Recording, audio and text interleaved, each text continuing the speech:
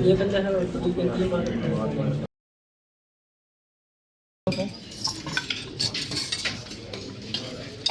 को जो डिम्स ने पढ़ा दिए ना उसका एक लफ्ज़ भी नहीं छोड़ सकते। उन्होंने ऑलरेडी सब चीज़ों को शॉर्ट कर दिया। क्योंकि सर अहमद साहब ने कहा था ये जो हमने आपको पढ़ा दिया है ये सबसे शॉर्टेस्ट तरीका है, इससे ज़्यादा आप कंपाइल इससे शॉर्ट नहीं करना, इससे ज़्यादा मुमकिन नहीं है। अगर आपको बेसिक्स आती है तो फिर आपको चीज़ें क्रैम नहीं करनी पड़ेगी ना, आप उसको अंडरस्टैंड करोगे। फर्क है, एक है रट्टा मार रहे हो।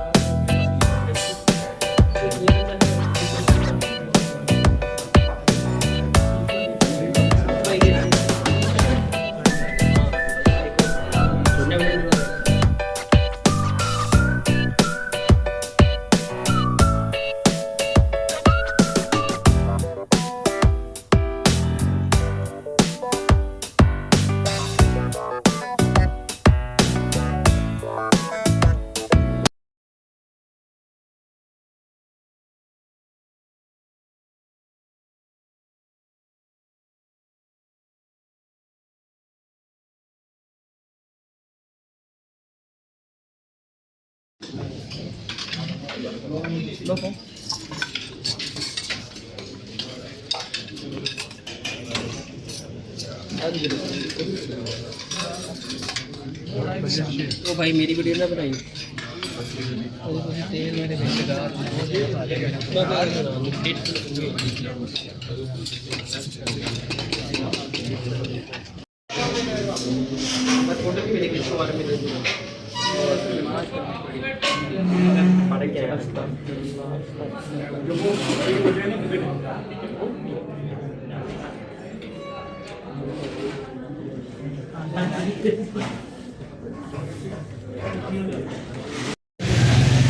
मैं गोरा नहीं आ रहा हूँ एक में। हाँ ठीक है।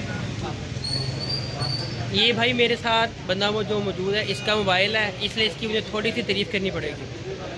वो साथ किसे गया, ये मेरा साथ सीनियर है, इसकी भी थोड़ी सी करनी पड़ेगी, कल फाड़ी ना लगे ना भाई। हाँ जी हाय साहब, तो हम बात कर रहे थे आपसे फ़र्स्ट एड के बारे में। डिम्स आपने लगा ली है, ये डॉक्टर आफ्ताब साहब ने भी लगा ली है, ठीक हो गया। अब डिम्स लगाने के बाद आपका क्या ख्याल है कि डॉक्टर आफ्ताब साहब को कितने महीनों में मिनिमम फर्स्ट एड स्टेप 1 को मुका देना चाहिए? मेरा ख्याल है 3 महीने सफिशिएंट है, 3 से 6 महीने। अच्छा 3 तो मुश्किल है। नहीं, अगर डिम्स के नोट्स फिंगर टिप्स पे हैं उसके बाद CK1 और 2 के वाले, हाँ नहीं फिर दोनों बुक्स को। सर ये चीज़ बड़ी देखी है कि लोग CK1 करते हैं 2 नहीं करते मोस्टली लोग। यार अब वो बात ठीक थी, वो पहले थी अपना ना जब होता था PMDC स्टेप 1 2 3। अभी भी अगर आप टेक्निकली बात करेंगे ना तो स्टेप 2 सीखने के लिए आपको स्टेप 1 चाहिए। और आप नोट करेंगे ना तो बहुत सारी एक्सप्लेनेशन लाइंस इवन डायग्राम्स भी उन्होंने स्टेप 1 की कॉपी की हुई है, क्योंकि बेसिक्स के बगैर क्लिनिकल का कोई लॉजिक नहीं है। और USMLE के लिए भी स्टेप 1 ही चाहिए आपको। वो USMLE तो लेता ही 1 है, टोटल बेसिक्स लेता है, उसमें ये क्लिनिकल है ही नहीं। और क्लिनिकल वैसे भी थोड़ा आसान है अगर आपको बेसिक आता है। अगर आपको बेसिक्स आती है तो फिर आपको चीज़ें क्रैम नहीं करनी पड़ेगी ना, आप उसको अंडरस्टैंड करोगे। फर्क है, एक है रट्टा मार रहे हो।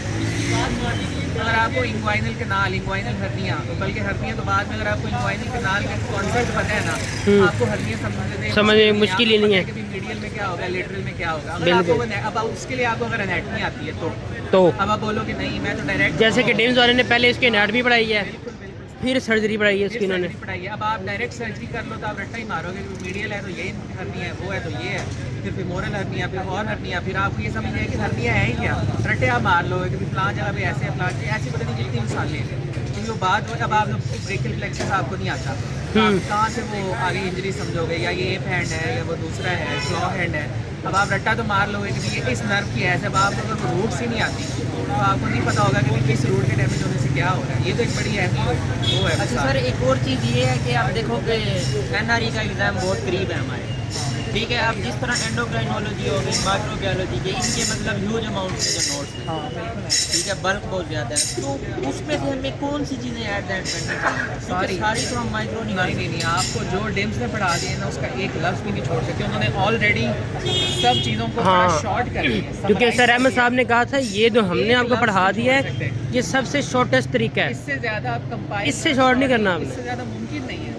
आप बोल रहे ना माइक्रोबायोलॉजी तो सर लोगों ने वो बनाए नाम माइक्रोबायोलॉजी है, उसमें उन्होंने टेक्नोलॉजी भी डाल दी है, उन्होंने वीडियो भी डाल दी है, बिल्कुल ऐसे उन्होंने मेडिसिन डाल दी है सारी इन्होंने। मेडिसिन डाल दी है, उन्होंने वो प्रॉपर वो वाली माइक्रो नहीं पढ़ाई जो आप बुक्स में पढ़ोगे, उन्होंने तो इंटीग्रेट हीमाटोलॉजी भी इन्होंने ऐसे पढ़ाई है, फिर मेडिसिन सारी करा दी इसके अंदर। उन्होंने ऐसे नहीं पढ़ाया कि भी सिर्फ सब्जेक्ट वाइज, उन्होंने पूरे MBBS को A to Z को रिलेट कर दिया, चीज़ों को आपस में लिंक भी कर दिया। तो आप एक लफ्ज़ भी नहीं छोड़ सकते, जो आप एक लफ्ज़ छोड़ते हो तो आप जाते हो।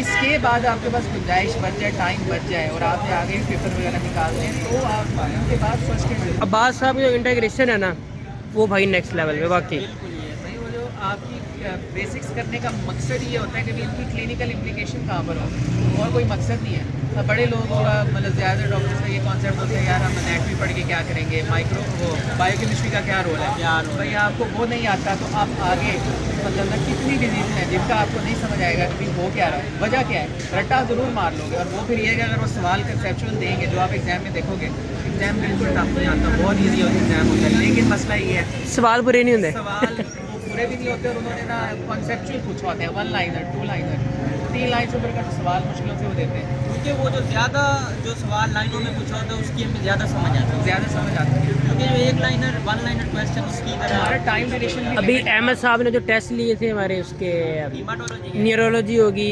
रूमाटोलॉजी होगी, उसके अलावा एक और लिया था हीमाटोलॉजी का लिया था, लेकिन वो इतना खैर अच्छा नहीं हुआ था।